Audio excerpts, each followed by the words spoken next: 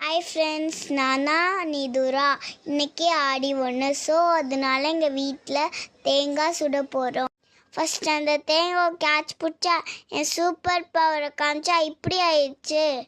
அப்புறம் அந்த தேங்காயில் ஒரு ஹோல் போட்டு இப்போது அந்த தேங்காயோட தண்ணியை வேறு பாத்திரத்துக்கு மாற்ற போகிறோம். இப்போது அதில் அம்மா செஞ்சு வச்ச மிக்ஸை போட.